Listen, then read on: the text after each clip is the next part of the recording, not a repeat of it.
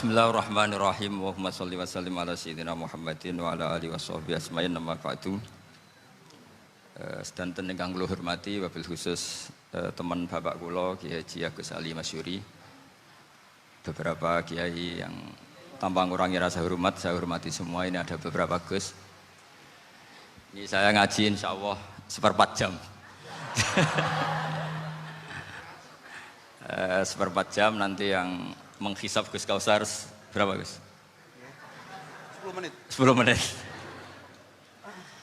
Begini, sebetulnya saya membela semua umat Islam itu ahlul jannah. Karena saya ini ibarat marketing. Kalau orang Kristiani itu kan setiap orang mati sudah tenang bersama Bapak di surga. Jadi kampanye itu menarik sekali. Sementara kita sudah kiai, sudah imam masjid, sudah ulama, masih saja dikhawatirkan su'ul khotimah. Ini kalau kampanye ini tidak imbang, ini nanti saya takut kalah. Makanya saya bilang pokoknya semua orang mukmin itu ahlul jannah. Karena memang asli hadisnya seperti itu, man qala la ilaha illallah dakhalal jannah. Bahwa kemudian ada beberapa kiai yang mungkin wataknya itu pesimis, kemudian bikin sekian aturan-aturan yang sebetulnya itu cerminan dari pesimisnya, terus akan-akan masuk surga itu susahnya bukan main. Nah itu saya tidak setuju karena tadi pasti kalah dengan kampanye sebelah yang setiap orang mati dibilang sudah tenang bersama Bapak apa? Di surga. Jadi ini penting. Terus kedua saya bilang agama ini sudah begitu baik. Masa kunci surga sudah dibocorkan miftahul jannah la ilaha illallah. Masa sudah pegang kuncinya nggak jadi masuk surga itu kan aneh. Ya sudah masuk saja, tapi tidak usah minta bantuan saya, masuk aja. Kan sudah pegang kuncinya. Terus ketiga, kenangan terburuk saya ketika jadi kiai itu gini, saya ada beberapa guru SD datang ke saya. Ini agak-agak masalah besar. Gus boleh enggak buka ujian nasional yang masih disegel? Semua guru bilang nggak boleh, itu kriminal kan. Ada satu guru yang bikin analogi agak kacau. Boleh saja. Wong ujian di kuburan saja dibocorkan para kiai nggak apa-apa. Itu.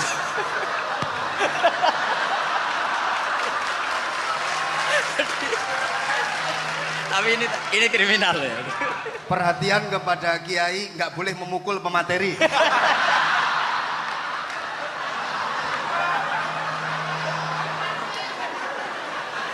Jadi tentu itu analogi yang salah kan.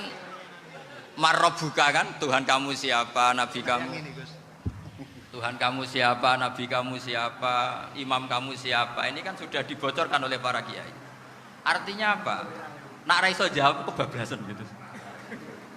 Terus guru ini berpikir kalau ujian akhirat sekrusial itu saja bisa dibocorkan, kenapa ujian nasional tidak boleh? Tentu ini kias yang salah, saya tidak ngajari seperti itu. Tapi saya ngajari ke kalian betapa mudahnya masuk surga. Kunci jawaban sudah dikasih, kunci pintu masuk sudah dikasih. Kok sampai tidak masuk, ini kebablasan. Paling salah gurunya. Jadi ini kenapa saya sering cerita orang mukmin semuanya itu min ahlil jannah. Itu saya jamin. Sama tidak usah takut su'ul khotimah, tidak usah takut berlebihan seperti itu. Karena setahu saya, setidaknya saya mewakili ulama zaman ini. Rata-rata guru kita ini bermadzhab Syadzili dalam berkeyakinan berpikir tentang Allah. Di antara ini yang mulai saya ngomong serius, supaya tadi kan guyonannya sudah diambil Gus Reza sama Gus Kausar. Saya tahu kenapa mereka guyon. Kalau ngomong serius takut kalah sama saya.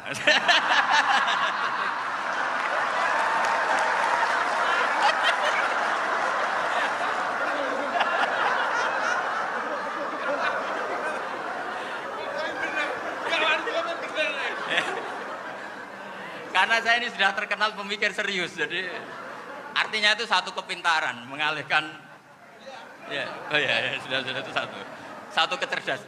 Tidak hanya ngalim tapi butuh cerdas. Betul cerdas. Jadi itu bukti beliau ini cerdas itu. Saya berpikir begini, ini madzhab Syadzili. Kita semua tentu Syadzili karena kita semua ngaji kitab hikam. Kita tahu kitab hikam itu muridnya Abul Abbas Al-Mursi, Abul Abbas Al-Mursi muridnya Syekh Abil Hasan apa? Asy-Syadzili. Saya masih ingat betul makalah itu dan saya ulang-ulang. Setiap saya ngajar di sarang saya ajarkan itu. Kilali kata Abdul Hasan As-Sadili, saya pernah dapat hatif, dapat semacam ilham. Apa makna min syarril waswasil khannas? Itu kata beliau dijawab oleh hatif itu. Hatif itu nggak perlu diterjemah tadi ada karena tadi diajarin itu. Apa yang dihidupkan itu nggak perlu dijelaskan. Kata hatif tadi, waswasun yadkhulu bainaka wa baina habibika yunsika altofahu alhasanah wa yudzakiruka af'alaka asai'ah wa yukassiru indaka dzatas shimal wa yuqallilu indaka dzatal yamin liya'dila bika an husni dzanni billah ila su'i dzanni billah.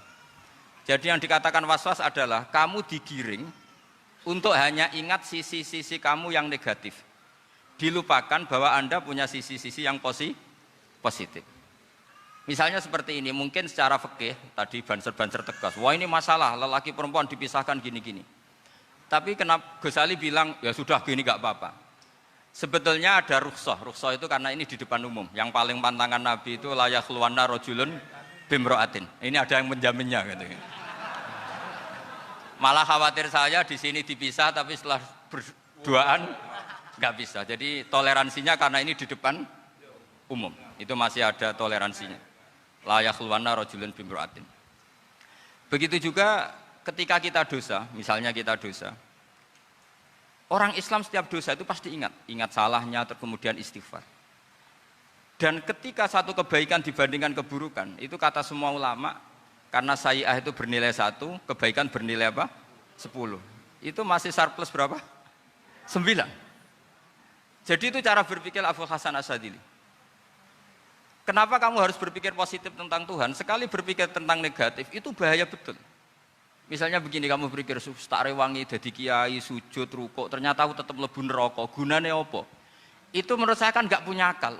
Sujud itu satu kelaziman menghamba kepada Allah. Normalnya seorang hamba itu ya sujud. Kemudian gara-gara kamu ingin masuk surga, terus logika kamu dibalik, gunanya apa saya sujud? Ternyata saya masuk neraka. Itu pertanyaan yang benar-benar bodoh dan itu menjadikan Allah benci. Logikanya dibalik begini. Ini saya ngomong serius karena ini bentuk kemenangan saya ini bentuk kemenangan saya. Saya berkali-kali ngomong di kota pelajar di Jogja karena banyak pengujinya juga. Bukan sekedar pendamping tapi penguji. Banyak yang profesor, bukan sekedar doktor, banyak yang profesor. Jadi biar ini dok. Begini, saya pernah ditanya sama seorang dosen, Gus, saya ini ngaji hadis banyak, tapi ada yang saya tidak paham, yaitu mangkola la ilaha illallah dakhalal jannah, ada kalimat wa in zana wa in saroko. Meskipun pernah zina, pernah maling. Ini kan seakan-akan mentoleransi perzinaan dan pemalingan. Terus saya bilang, oh makna hadis itu seperti ini. Jadi kebenaran absolut, kebenaran yang mutlak itu tidak akan terganggu oleh status perilaku seseorang. Saya berkali-kali memberi contoh. Orang yang ditangkap KPK akan bilang 1 tambah 1 2. KPK-nya juga bilang 2. Rivalitas dalam politik, Pak Prabowo ya bilang 2, Pak Jokowi juga bilang 2. Orang yang zaniyah, yang lonte pun akan bilang 2. Muftinya juga bilang 2. Ketua MUI-nya juga bilang 2. Artinya gini, kebenaran yang absolut adalah kebenaran yang siapapun akan meyakini seperti itu. Seperti 1 ditambah 1, 2. Kamu punya musuh bilang 2. Kalau ibu-ibu ini punya maru ya marunya bilang 2 tadi tambah mama. Enggak tahu saya terjemahnya apa tadi. Nah, kebenaran yang absolut itu kebenaran yang siapapun pasti mengakui. Dan uniknya begini, saya pernah ngaji acara himmah, acara pondok sarang di Demak. Kalau kamu bilang 1 ditambah 1 menjadi 2, untuk mengatakan 2 itu kamu butuh hadiah enggak? Mereka semua jawab enggak. Kita semua juga saja mengatakan tembok itu putih. Kenapa? Karena memang putih. Kita mengatakan 1 tambah 1 2 karena memang kita tanpa presentasi dapat hadiah, dapat penghormatan. Kenapa untuk mengatakan Allah itu Tuhan kita butuh surga? Memangnya kalau tidak ada surga Allah tidak jadi Tuhan? Ini problem orang soleh-soleh yang terlalu pesimis. Makanya nanti orang-orang soleh itu masuk surganya berat. Tapi kalau orang alim lebih gampang kira-kira seperti itu. Iya, karena kan imannya lebih bagus. Dalam hadis qudsi, Allah ini yang dibuli orang-orang soleh. Laulam akhluk jannatan wala naron alam akun ahlan an uto'ah. Dalam hadis qudsi itu. Kalau saja saya tidak menciptakan surga dan neraka, apa saya tidak jadi Tuhan yang perlu ditaati? Apa kalau kamu tidak saya kasih uang 1 juta terus bilang 1 tambah 1 11? Enggak kan? Tetap bilang berapa? 2. Kalau kebenaran absolut yang 1 tambah 1 kamu bilang 2 meskipun tanpa mendapat hadiah. Kenapa untuk bilang Allah Tuhan kamu butuh hadiah surga?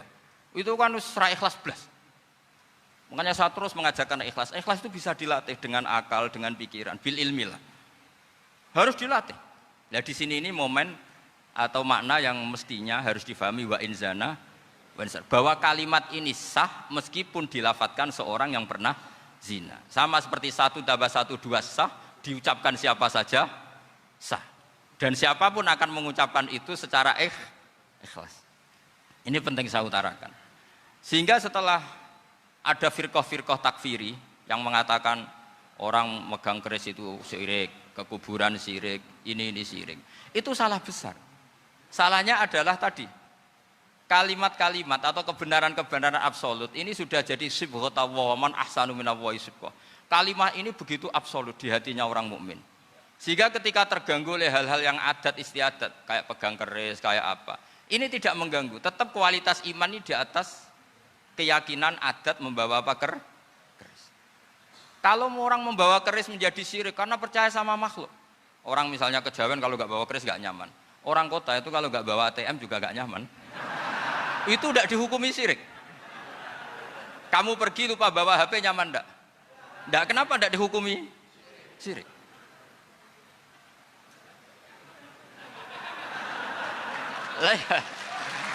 Jadi ini logika-logika. Jadi makanya ini Gus Reza boleh ngeritik saya itu berkali-kali bilang saya termasuk ulama yang mau bikin gerakan cangkem elek.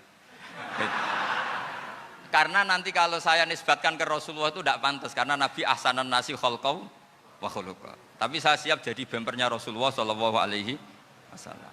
Pernah ada diskusi di Jakarta, ini kisah nyata. Apa dalilnya setelah sholat salaman? Mana hadisnya? Itu dijawab hadisnya tentu kita kesulitan. Kalaupun ada hadisnya dhaif semua yang masalah mushafahah. Akhirnya mau tidak mau dijawab pakai cangkem elek. Boleh enggak kamu setelah salam nyalain HP yang off? Boleh. Boleh enggak ke kamar mandi? Boleh. Oh berarti kencing boleh, nyalain HP boleh, yang enggak boleh itu ingat Allah. Karena mereka mengkritik wiridan, ngeritik salam. Akhirnya mikir deh. Ada enggak hadisnya orang setelah sholat nyalain HP? Enggak ada kan? Tapi mereka nyalain HP enggak hambatan, tapi untuk salaman masalahkan. Ke kamar mandi boleh, tapi untuk wiridan enggak boleh. Akhirnya mereka sadar, oh iya. Lama-lama dibisiki gini yang kelompok itu. Kamu itu korban aliran supaya kamu enggak ingat Allah, ingatnya HP-nya. Sehingga orang wiridan kamu kritik, orang nyalain HP enggak kamu kritik. Itu kelompok itu adalah kelompok orang-orang yang supaya orang Islam itu lupa Tuhannya. Itu gerakan cangkem elek, tapi jadikan orang sadar. Jadi ini penting. Jadi kalau kamu tidak bisa bela agama dengan jalan yang lurus karena tidak bakat gitu, nggak apa-apa pakai cangkem elek tadi. Karena nggak mungkin gerakan ini dinisbatkan kepada Rasulullah Shallallahu Alaihi Wasallam. Kalau soal sanad, saya punya sekian sanad tentang itu, tapi tidak usah kamu ikuti. Ada orang tanya, ya Pak Kiai kalau setan dibakar di neraka panasan enggak? Ya panasan. Lo kan setan dari api, ngapain harus panasan? Kan materinya sama. Terus Kak Kiai tadi gak kesulitan, dia ngambil pasir, disawero di wajahnya.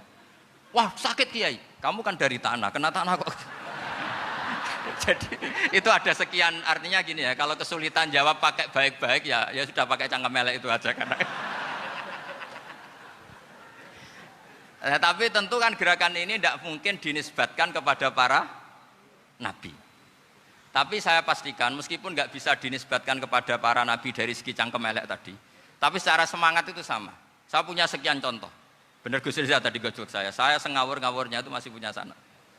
Itu pas saya ngawur pun masih punya apa? Sanad. Nabi Ibrahim itu ketika faja'alahum juzatan illa kabirallahum itu si berhala paling besar dikasih kapak. Ketika mereka geger, ini siapa yang berhala-berhala kecil? Kata mereka, sami'na fata yadhkuruhum yuqalu lahu Ibrahim. Ya kira-kira Ibrahim lah gitu. Terus setelah Ibrahim didatangkan, siapa yang melakukan ini semua? Ini jawaban Nabi Ibrahim, bal fa'alahu kabiruhum hadza. Ya tanya yang bawa pedal, saya kan enggak bawa kan. Terus kata orang-orang, otak kamu itu di mana? Masa berhala disuruh nanya, kan nggak bisa ngomong. Ibrahim kembalikan, uffil lakum walima ta'buduna min dunillah. Lalu otak kamu di mana? Sudah tahu nggak bisa ngomong kok disembah gitu. Itu ada kata uffin loh. Uffin itu kalau diterjemah kira-kira ya agak-agak jancuk gitu. Kira-kira ya kira-kira seperti itu. Jadi Sekarang dalilnya jancuk apa Gus? Pakai dengan biasa kalau misalnya saya bilang udah. Gimana? Jancuk itu dari daksu, dak tinggalkanlah suan perkara sing elek. Krono ilate wong Surabaya kakean rawon, akhirnya ngomongnya jancuk. Gitu.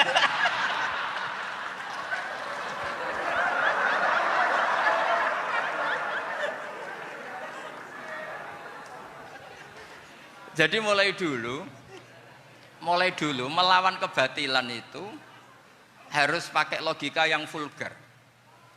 Karena memang nggak mungkin dengan bahasa-bahasa priayi itu nggak mungkin. Dan ini penting saya utarakan. Nah, kalau nanti nggak mungkin dinisbatkan kepada Rasul karena Nabi adalah ahsanan nasi khalqa wa khuluqa, kita yang ngambil alih saja. Gus Reza, saya, Gus Kaustan ini cara cangkem elek kan pantas. Luas. Selain bakat ya sudah natural. Karena memang itu cara kita menjelaskan kebenaran. Saya ulang lagi, itu cara kita menjelaskan apa? Kebenaran. Mau tidak mau. Saya pernah ditanya sama seseorang, Gus, beberapa nabi itu kan poligami. Poligami itu bukti hiperseks. Karena yang tanya itu orang nasionalis yang nggak pati senang Islam. Terus tak balik tanya, perempuan itu makhluk lemah enggak? Ya lemah. Kalau nolong lama satu itu gimana? Ya baik. Kenapa nolong dua jadi tidak baik? Harusnya kalau nolong tiga tidak baik. Tapi saya tidak dukung poligami. Ini cerita. Setidaknya mereka jadi ingat. Saya itu pernah ditanya agak-agak orang ateis. Dia benci Islam tapi neliti Islam. Pertanyaan kedua, kenapa dalam perang itu seakan-akan Nabi itu perampok? Hartanya orang kafir disita kemudian menjadi ghanimah. Itu kan kayak ngerampok. Terus saya tanya gini, kalau ada penjahat ke rumah kamu, kemudian pakai senjata api, setelah kamu ringkus, itu senjata api kamu kembalikan apa kamu sita? Oh ya saya sita, kalau tak kembalikan dipakai ngerampok lagi. Ya sama seperti itu, kalau kekuatan mereka dikembalikan, akan dipakai kekuatan mereka lagi. Jadi, ya lagi-lagi ini kemenangan orang serius. Karena nanti guyonnya sudah dintekno sama Gus Safa sama Gus Riza. Nah, kenapa saya ngajar begitu rileks, begitu santai? Karena pikiran saya sederhana. Fa innal uqula muttarratun ila qabilil haq. Akal sehat pasti dipaksa menerima apa? Kebenaran. Sehingga kebenaran itu tidak usah kamu ngomongkan secara serius, tidak perlu. Kebenaran itu mudah diterima. Saya itu pernah ngaji berkali-kali di Jogja di mana-mana sampai ada buku seorang dokter nulis tesisnya itu bangga lagi menjadi muslim setelah ngaji saya itu. Karena saya menerangkan itu ringan. Orang Islam itu harus mencintai Allah. Ciri utama cinta itu tidak tegang, rileks. Saya bilang begini, kalau kamu pernah 1 tahun digratisi orang rumah, makanan, kamu kira-kira itu mudah nggak mencintai orang yang berjasa sama kamu minjemin rumah dan ngasih makan gratis? Mudah kan? Apalagi kita ini mudah mencintai orang yang minjemin mobil 1 tahun, ngasih rumah 1 tahun, apalagi selamanya. Kenapa kita tidak mudah mencintai Allah yang memberi kita bumi, air, oksigen, semuanya kita dikasih Allah? Akhirnya mereka mikir, wong mencintai seseorang yang ngasih dalam durasi 1 tahun saja mudah, apalagi mencintai Allah yang ngasih kita tanpa batas. Itu disebut walladzina amanu asaddu hubbal lillah. Orang mukmin itu mudah sekali mencintai Allah. Caranya dilatih tadi. Kita mudah mencintai orang yang berjasa sama kita. Kenapa tidak mudah mencintai Allah yang tentu jasanya lebih besar? Nah, karena akhir-akhir ini banyak orang yang terlalu nazir, terlalu apa? Kata Nabi kan basyiru walatu nafiru yasiru walatu asiru. Sehingga saya bikin gerakan. Pokoknya semua orang mukmin pasti masuk surga. Nanti soal ada kesalahan-kesalahan kecil yang menjadikan orang su'ul khotimah itu sifatnya kehati-hatian. Jangan menjadi hukum. Hati-hati itu tidak menjadi hukum. Kalau kamu nyupir hati-hati itu bukan berarti pasti kecelakaan, enggak. Hati-hati itu ya hati-hati saja, tidak menjadi hukum. Ini penting saya utarakan karena kubu sebelah kampanyenya sudah tadi, setiap mati mesti tenang bersama Bapak di surga. Sementara kita mau kampanye, kamu sholat tidak mesti diterima, haji tidak mesti diterima, jadi kiai tidak mesti masuk surga. Coba kalau kita kampanye gitu terus, yang mau jadi muslim itu siapa? Jadi ini sudah tak perhitungkan matang-matang saya milih mazhab seperti itu. Ya ini saya pikir sudah, ini pembandingnya supaya punya waktu. Saya suka sekali. Nah ini yang sesi terakhir ya, sesi terakhir. Saya akan cerita fikih karena Nyun memang sewu Gus, ada iklan sebentar dari ibu-ibu, pentolan mic kurang dekat ke mulutnya Gus Baha. Sehingga suaranya tidak terdengar sampai ke belakang. Oh, gitu, pentolannya didekatkan Gus Oh, ke mulut. ini kalau ngomong konotasinya itu mesti nyerempet. Sudah apa ya? Sudah ahlinya di situ. Ya malah ada di situ.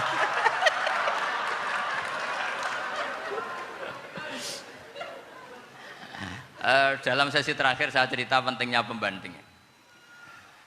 Imam Rafi'i itu yang ngarang kitab Muharrar. Kitab Muharrar ini adalah ringkasan dari kitab Al-Wasit. Al-Wasit itu karangannya Imam Ghazali. Al-Wasit sendiri ini khas ngaji NU karena NU maknanya Nahdlatul Ulama, gerakan para ulama. Jadi kalau nggak ngerti alim-alim seperti itu ya ada NU. Sebenarnya sampai itu pasnya Nahdlatul Ummah, gerakan umat. Tapi kan sudah jadi partai politik Nahdlatul Ummah. Karena yang katakan NU itu Nahdlatul Ulama, gerakannya para ulama. Imam Rafi'i itu berpendapat sujud itu cukup pakai batuk, pakai jidat. Itu dalam kitab Muharrar. Wal asoh anna sujud yasihu mau cukup biwat iljabah. Ketika Imam Nawawi mentasih kitab Muharrar namanya Minhajut Thalibin, itu mengkritik Imam Rafi'i. Kata beliau sujud itu untuk sah harus melibatkan 7 anggota karena berdasar hadis umirtu an asjuda ala sapati a'zumin, yaitu al-jabhah wal yaden warukbaten wal kodamen, yaitu jabhah 2 tangan, 2 lutut dan 2 kodamen. Akhirnya saya ngecek di kitab asli Imam Rafi'i termasuk Ashabut Tarjih dan Imam Nawawi, 2 orang ini khilaf. Kan nggak mungkin kita sebagai mushahihnya karena yang khilaf ini 2 ulama besar, satu Imam Rafi'i, satu Imam siapa? Nawawi. Kita tidak bisa hanya ngikuti Fathul Mu'in yang mengatakan idaktalafan Nawawi war Rafi'u kudiman Nawawi, tidak bisa karena Imam Nawawi ini sering nginduk sama kitabnya Imam Rafi'i karena senior Imam Rafi'i. Setelah saya cek di kitab kitab asli Mamba ya, satu sumbernya semua mazhab apa? Syafi'i. Ternyata Imam Syafi'i nak ngedikan hanya begini. Wa uhibbu, saya suka setiap orang Islam sujud itu melibatkan 7 anggota karena itu aman, pasti sah. Tapi wayah tamilu kata beliau, tapi mungkin saja sujud hanya watul jabah itu sah. Kenapa kata Imam Syafi'i? Liqaulihi sallallahu alaihi wasallam atau li du'aihi apa sallallahu alaihi wasallam fi sujud sajadalaka wajhi wa sam'i wa basori. Nabi ketika sujud itu hanya berdoa, ya Allah sujud kepada engkau wajhi wa sam'i wa basori. Nabi tidak menyebut wayadi wa rukbati wa qadami. Sehingga saya berkali-kali bener kata Gus, saya ini pembela umat sing sujudnya 7 anggota ya tak lem, pantes dadi Rais Suriah. Itu.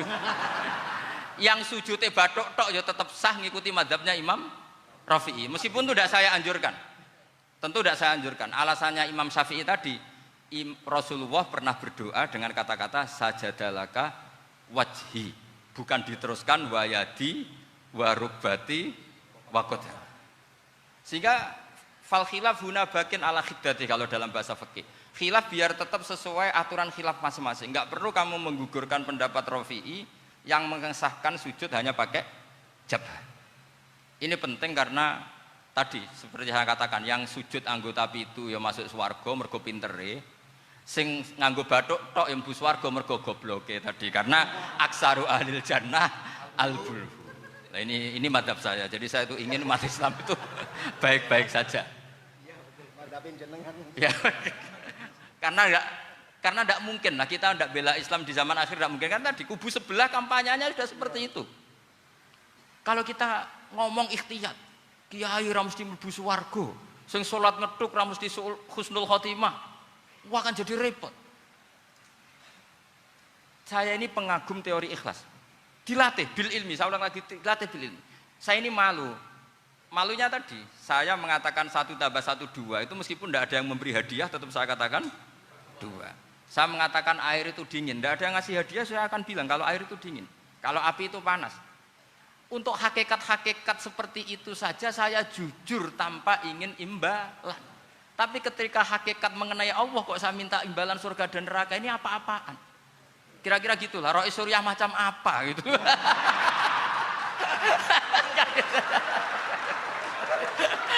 Ya saya kira demikian. Assalamualaikum warahmatullahi wabarakatuh. Waalaikumsalam warahmatullahi wabarakatuh.